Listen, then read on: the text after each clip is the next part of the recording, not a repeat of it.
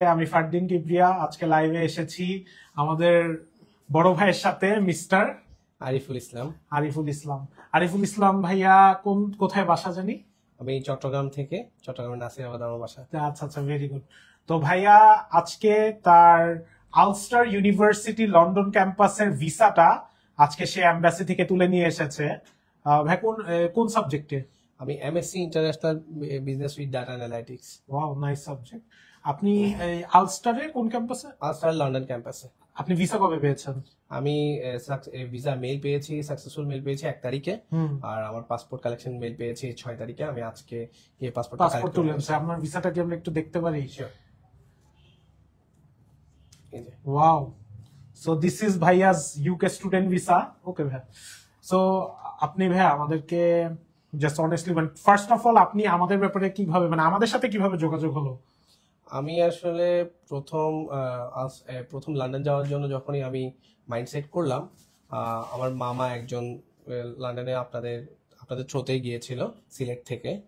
তো আমি তার সাথে ডিসকাস করেছিলাম, সে তখন আপনাদের কথা বলেছিল। বাট আমি চিটংয়ে থাকার কারণে আমি চিটং থেকে এই প্রসেসটা করবো ভেবেছিলাম। একটা এজেন্সি থ্রোতে আমি অ্যাপ্লাই করেছিলাম, বাট ওনাদের কাছ থেকে তেমন প্রফেশনাল রেসপন্সটা না পাওয়ার কারণে আমি পরবর্তীতে আবার চিন্তা করলাম যে না, আপনাদের থ্রোতেই করবো, যেহেতু এদিকে আমি আসলে ঢাকা আসার কথা চিন্তা করি নাই। বাট যখন ওদিক থেকে এরকম দেখলাম যে চিটগাং আনপ্রফেশনাল, ম্যাক্সিমাম এজেন্সি দেখা যায় একটু আনপ্রফেশনাল, তো ভাবলাম যে আপনারা তো শুধু ইউকে নিয়েই কাজ করেন, তো আপনারা আই হোপ ভালো এক্সপার্ট হবেন। তো দ্যাটস ওয়াই আমি আপনাদের কাছে এখন আপনার কি পরামর্শ, মানে আপনার কি হইলো, আপনার কি ভিসাটা ইজিলি হলো না কি হলো? মানে আমরা অনেস্টলি শেয়ার করতে পারি, কোনো সমস্যা নাই। যে আপনার কি কোনো ধরনের, আমি তো মূলত জানুয়ারি ইনটেকে অ্যাপ্লাই করেছিলাম। অ্যাপ্লাই করার সাথে সাথে আমি খুব ইজিলি মানে খুব দ্রুত আমি ইয়েও পেয়ে যাই, আমার অফার লেটার পেয়ে যাই। বাট আমি টিউশন ফি দিতে আমার একটু টাইম লেগেছে, আমি ওটা আমার ইয়ে ছিল, যদি আপনি বলেছেন খুব দ্রুত টিউশন ফিটা পে করেন, বাট আমি টাইম নিয়েছিলাম।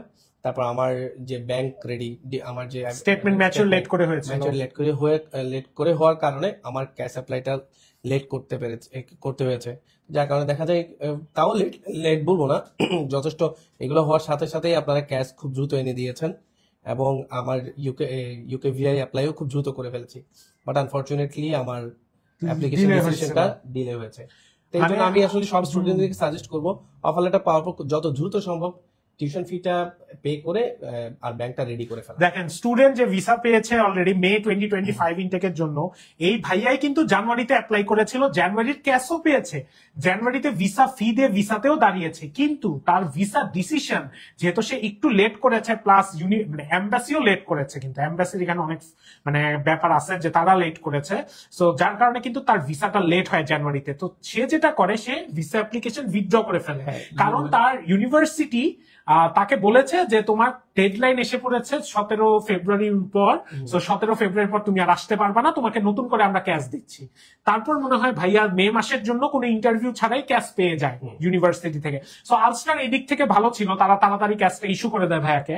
পরে ভাইয়া আজকে খুবই তাড়াতাড়ি মার্চের 23 তারিখ আমি ইউকেভিআর এর জন্য অ্যাপ্লাই করেছি, বায়োমেট্রিক দিয়েছি। 26 তারিখ আমার ইন্টারভিউ হয়েছে, খুবই অল্প সময়ে একটা ইন্টারভিউ হয়েছে, খুব বেসিক কিছু কোয়েশ্চেন। আমি সবাইকে সাজেস্ট করবো ইউকেভিআর ইন্টারভিউ নিয়ে খুব প্যারা না খাইতে, এটা খুব একটা মানে ফর্মালিটির মতো একটা কিছু কোয়েশ্চেন করে, দেন উইদিন 10 ডেজ এর মধ্যে আমাকে ডিসিশন দিয়ে দিয়েছে। মানে মেইন কথা হচ্ছে ভাইয়া 23 মার্চে, এই যে কয়েকদিন আগের যে 23 মার্চ, সেখানে অ্যাপ্লাই মানে এম্বাসি ডেট ছিল ভাইয়া। তারপর 3 দিন পর তাকে মেল, মানে তাকে সেদিনের পরের দিনই মেল করা হয় যে 3 দিন পর তার ইন্টারভিউ, মানে 26শে মার্চে ভাইয়া ইন্টারভিউ দেওয়ার পরে সে 2 তারিখে 1 তারিখে মানে 4 দিনের পরেই তার ভিসাটা হয়ে যায় মেইনলি। সো তারপর আজকে ভাইয়া যেহেতু চট্টগ্রাম থেকে আসছে, ঢাকাতে সাবমিট করছিল, সো ভাইয়া আজকে আসছে অফিসে। আর ভাইয়া আমার এমনিও ভাইয়া আমার সাথে খুবই ক্লোজ, ভাইয়ের সাথে আমি আসি, প্লাস শাহ আলম ভাইয়া যে আমাদের আছেন লন্ডনে, মিস্টার শাহ আলম ভাই, আপনি যদি শুনে থাকেন খুব খুশি হব।